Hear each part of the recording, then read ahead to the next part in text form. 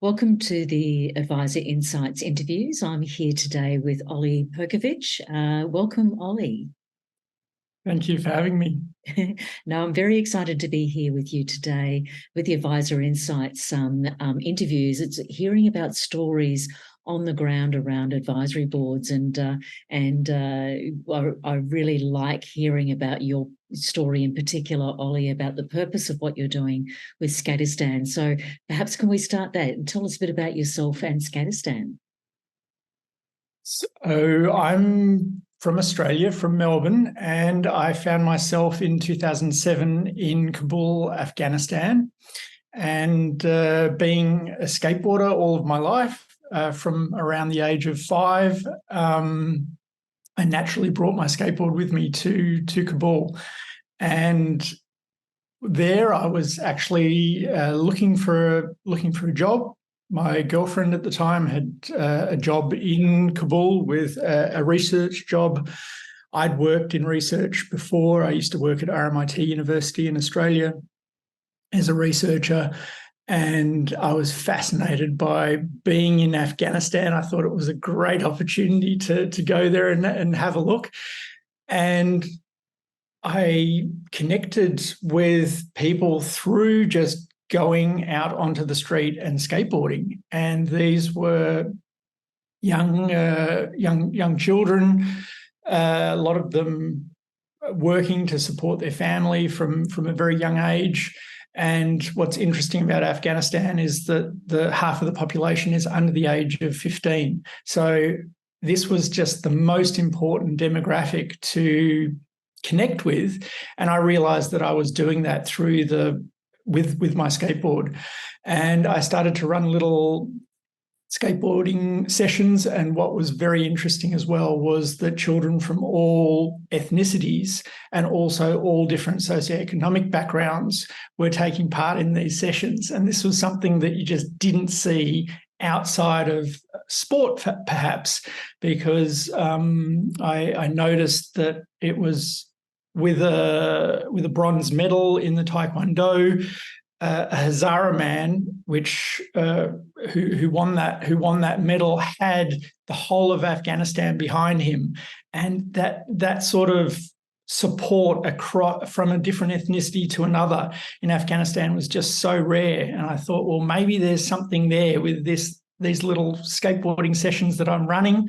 And what was just really special was that girls could take part, and we saw it. It was literally a loophole, because skateboarding was just so new, and there wasn't it was an activity that girls were allowed to do. They weren't told not to do it, whereas they were told not to play soccer or told not to fly kites or ride a bicycle.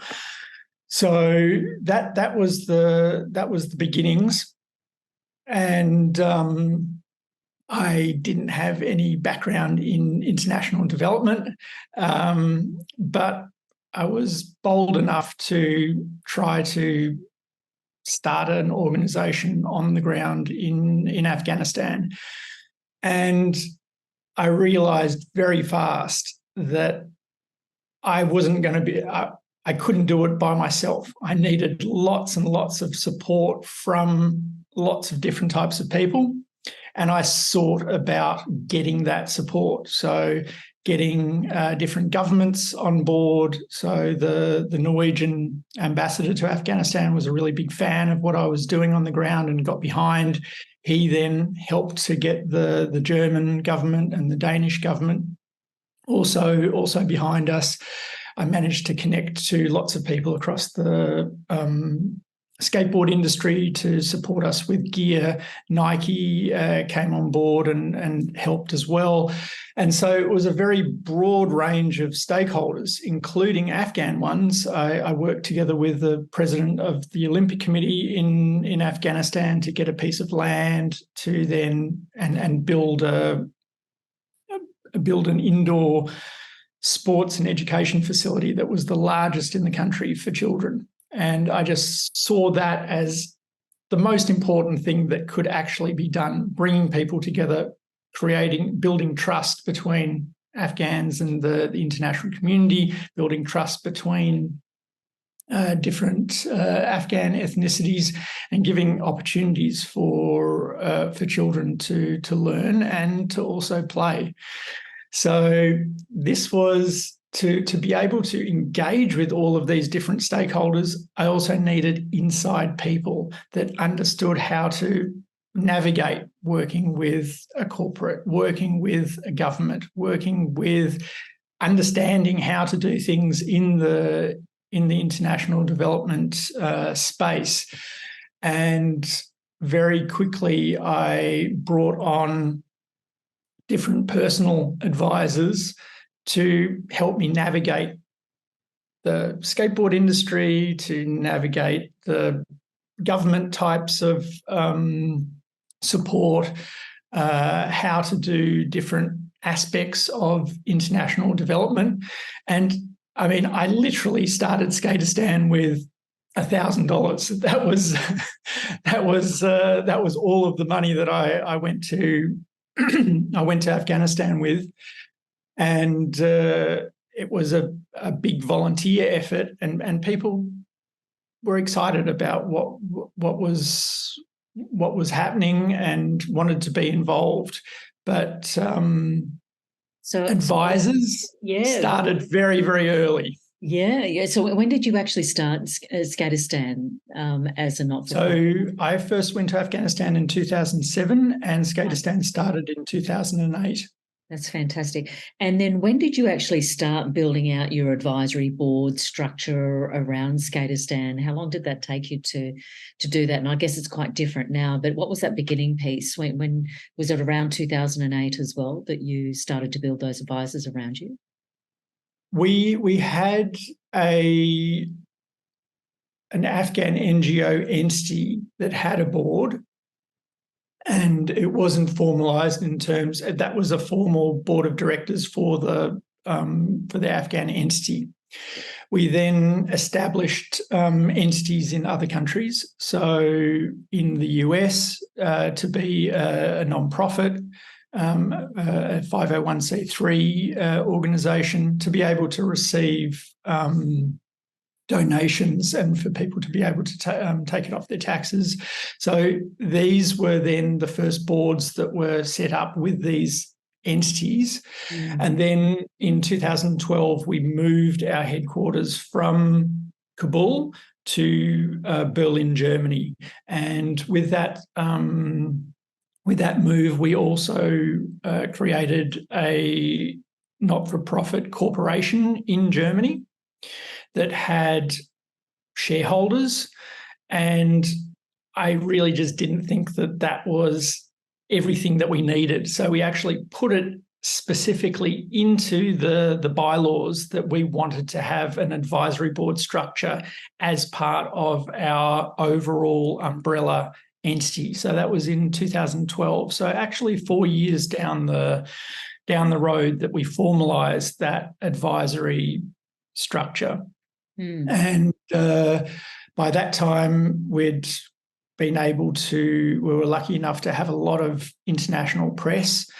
We'd been able to get the attention of a lot of very influential people.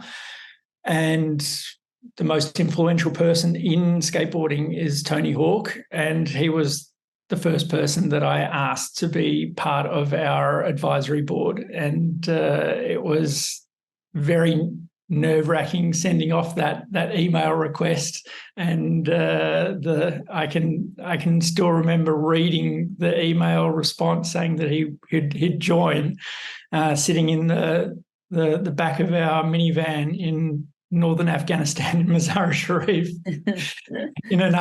on an afternoon where not many things were going right. So that gave me a really big boost. Okay, now we're going to be able to also attract a lot of other really amazing people to this board, and that's what I set about doing. We brought on Dr. Simon Adams, who was working with Responsibility to Protect that was set up by Kofi Annan. after the Rwandan genocide, and he had a lot of experience across Africa. So he was my go-to for that.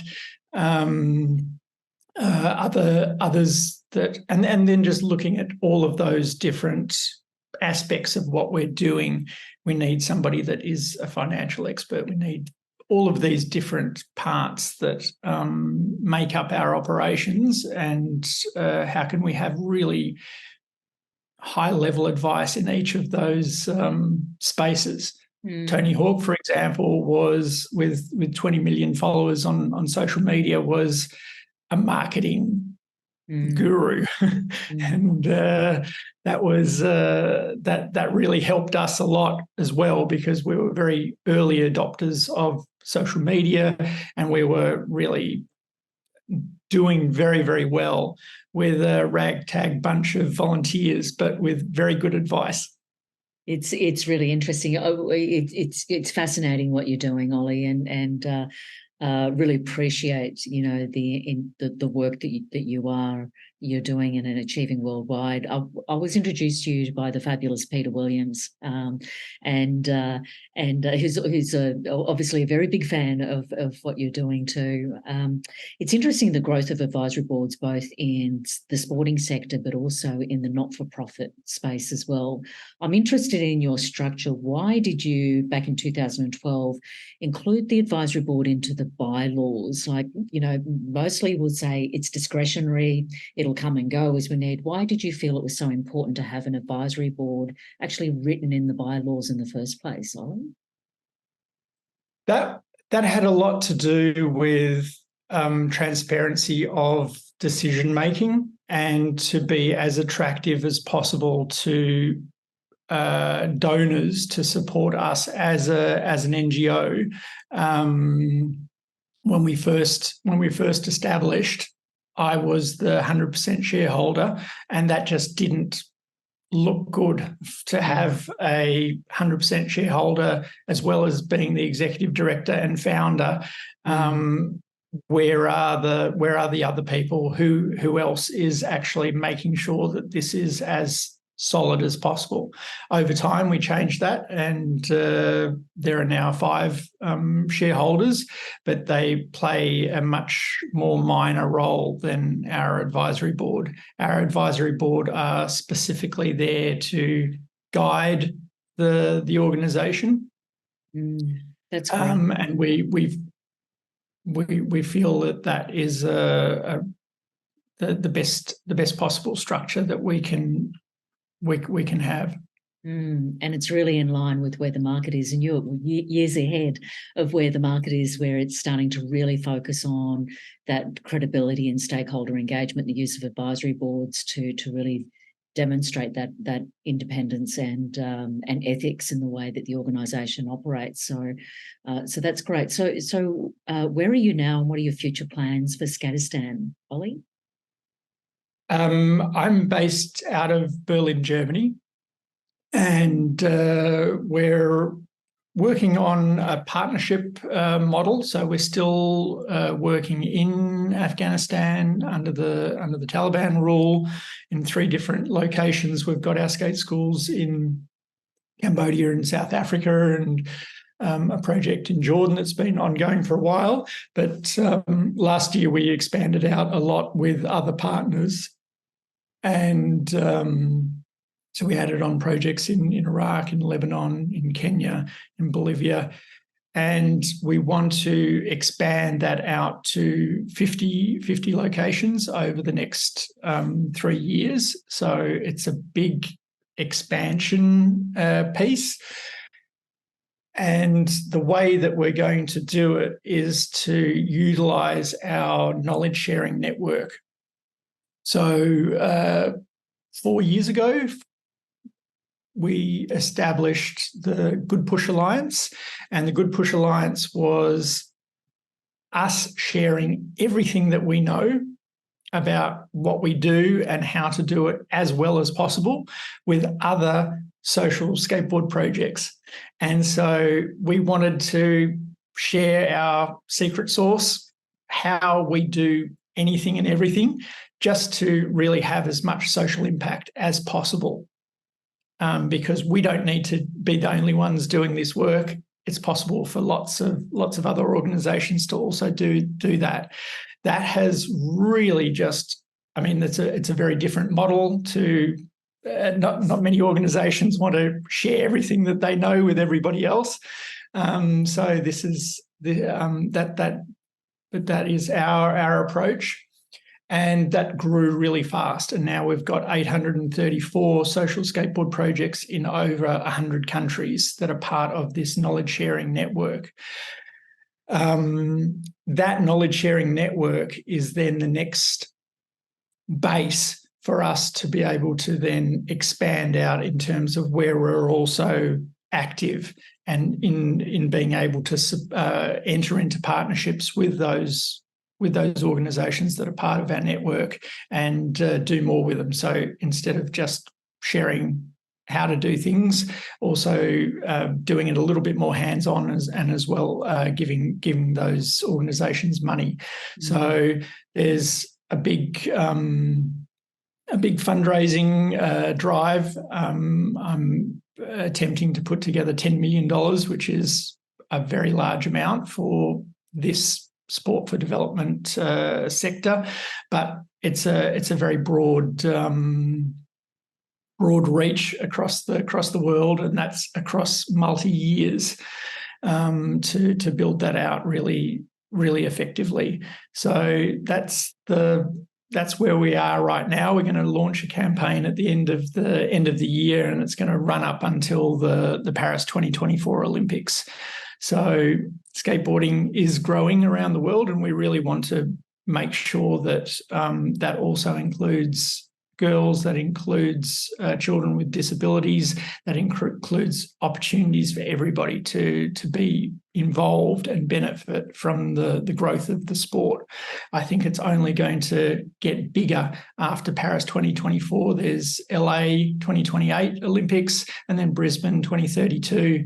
And I've got no doubt that skateboarding is going to grow, and we've got to ride that wave to create social outcomes and impact for children around the world. Yeah, very exciting. And I guess your advisory structure will evolve as well over time to meet your changing needs for your mission. Absolutely. It's something that we've just added 3 different members in the last 3 months, and this is based on our shift in direction from just focusing in on our skate schools to focusing to this new model and what are the skills that we need to be able to do it.